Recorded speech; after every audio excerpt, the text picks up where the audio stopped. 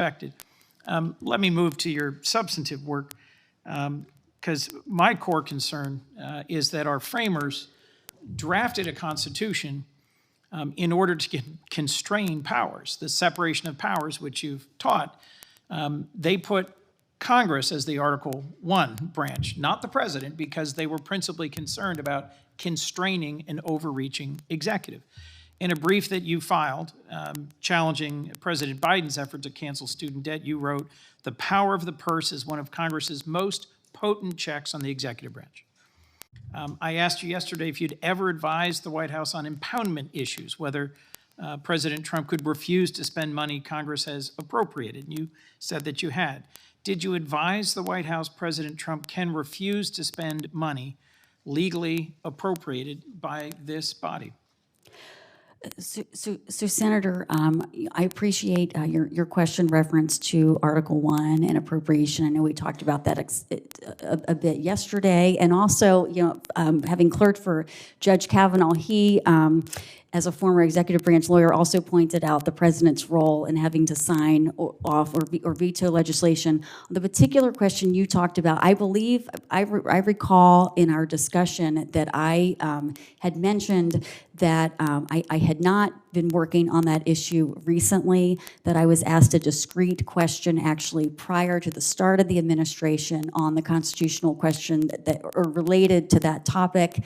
But beyond that, really sitting here today as a judicial nominee with some of these issues playing out in the courts as we speak, I cannot further comment on the question. You publicly stated in March of this year that the Supreme Court's 90-year-old Humphreys executor case was wrongly decided. Do you stand by that statement? So, Senator, as an academic, and I've taught in other forums, I strongly stand by my past work. Sitting here as a judicial nominee, what I also mentioned yesterday a number of times was my commitment as a lower court judge to a fully and completely applying Supreme Court precedent, and also the case that you mentioned, Humphreys executor, in the Supreme Court's own writings that has referred to it in the past decade, 10 or 15 years, as a narrow exception to the broader principle that the president, vested with the executive power, needs to supervise the executive branch, and I would apply all those principles fully. You were just in an exchange with Senator Lee where you talked about the importance of hewing towards the text. I think the Federal Trade Commission Act of 1914 could not have been clearer. In fact, the Humphreys executor decision was a unanimous decision by the Supreme Court, and it has been respected not as a narrow exception, but as frankly the foundation of the boundary between the president and dozens of critical regulatory agencies. It prevents a president from whimsically removing based on partisan, political, or policy differences, something FDR was trying to do to a member of the FTC. Yesterday, the D.C. Circuit reaffirmed the holding of Humphreys executor. Why should we have confidence that we can count on you to uphold this 90-year precedent that just months ago you have argued was wrongly decided? Will you recuse yourself from cases applying that precedent, given your advocacy for its reversal?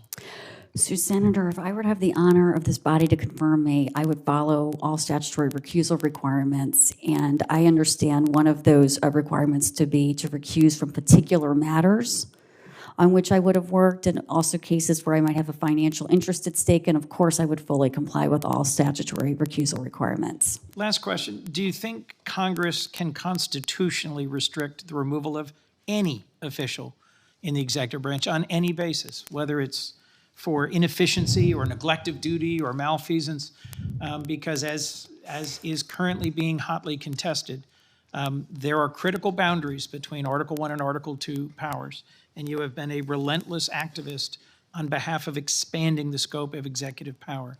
Is there any way Congress can restrict the removal of any executive branch official? Senator, as you point out with it being contested, the contours of the constitutional power of Congress to constrain the president's supervisory power or to fashion characteristics on the contours of the institution of offices is currently being contested in courts, and so I'm not going to be able to speak to the absolute merits on that question, we did discuss Congress's role in fashioning and creating offices. We discussed the president's power to supervise the executive branch. And as I mentioned, if I were to have the honor to be confirmed, I would fully and faithfully apply the text and structure of the Constitution and decisions by the Supreme Court, of which I would be fully bound. Thank you. Ms. Mascott, you come from a great family. You've been a fierce, determined, and capable professor. I appreciate our conversation yesterday and your answers to my questions today. Thank you. Senator.